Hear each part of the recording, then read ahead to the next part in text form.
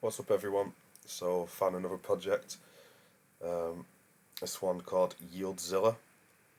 Now, these guys are going to be having a pink sale, pre-sale tomorrow. That'll be the 25th of March, and it's going to be very, very similar to Seifu. When I was reading through all the pre-sale details, it just kind of sounded identical in a way.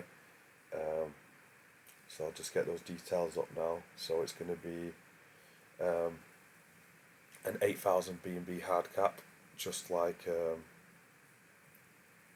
Seifu was, with a 25 B&B maximum purchase, um, and then if the hard cap isn't reached, the remaining tokens are going to be burned.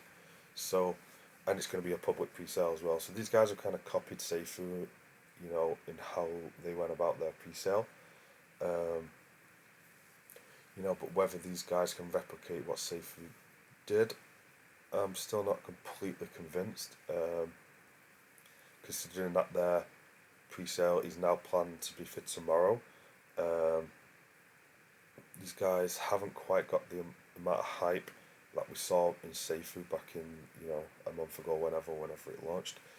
Um, they have roughly, I think, not even 7,000 members in the Discord so far, whereas Seifu had over like 16,000 at this point. And so yeah, so the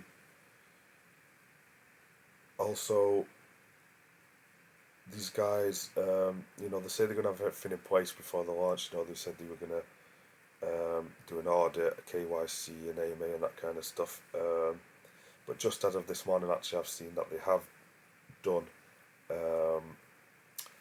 have completed an audit, which if we go down to the bottom, we can maybe see that. No, that's the documentation.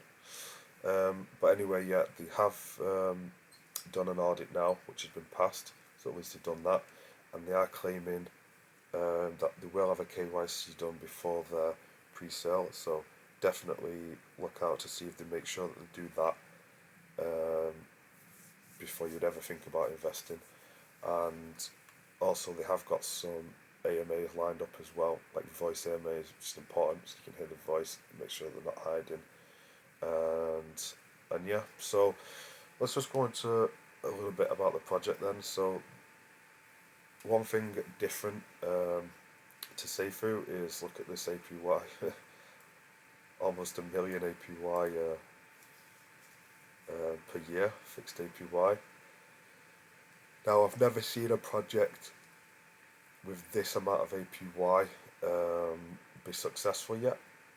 I've seen a couple attempt it, but not succeed. So will these guys be the first ones to succeed with such a huge APY? Because I'm not sure how much this works out to be this amount every 15 minutes, which is like 0.02%. Then over the day, I guess it's going to be way over 2%. It must be surely if you're gaining this much in 1 year. And yeah, let's see if they got some more about the tokenomics. I think apart from that, it's just going to work in just like a normal rebase project. So they're going to have the insurance fund, which is going to be the risk-free value, which is going to be paying the rebases, the treasury, the backup funds, the black hole,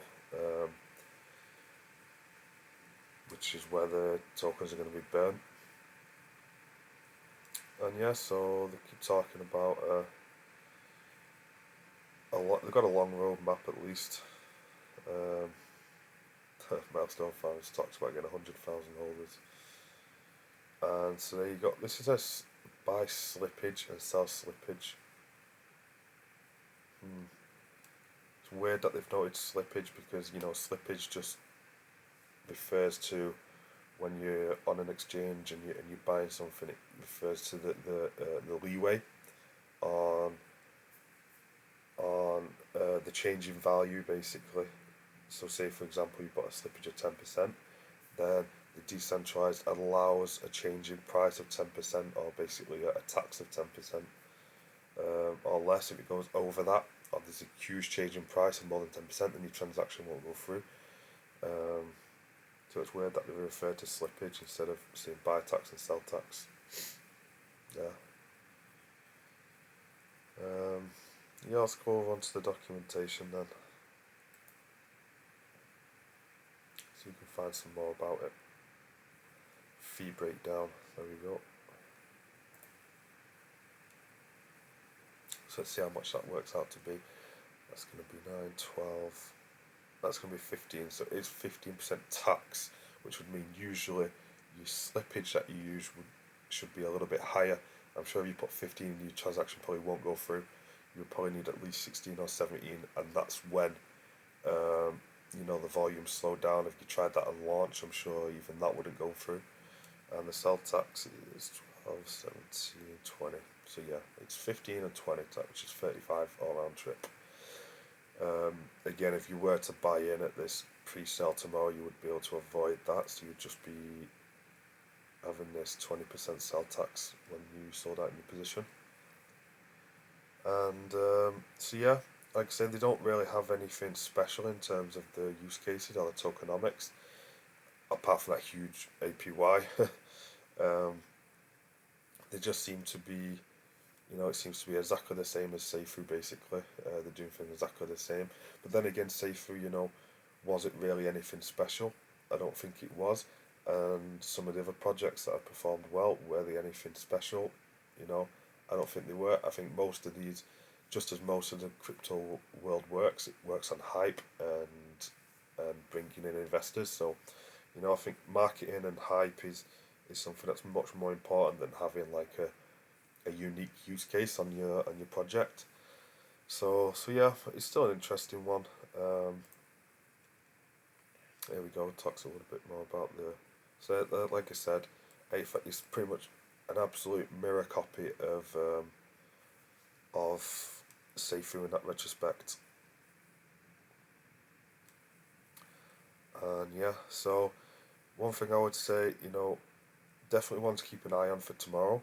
We're going to make sure that these guys have some form of KYC done. I'm going to be listening to the AMA myself. I want to hear the team speak. All these things are a must before the pre-sale if you're thinking about investing. And yeah, and then one thing I would say as well is that I remember Seifu when Seifu launched, and I remember saying to myself, okay, I'm gonna, because I wasn't sure as well with all the negativity surrounding their CEO Brian Legend from his past projects, and there being people in the team rug pulling, and people were saying it's Brian, and some people weren't, and there was a lot of negativity surrounding the project.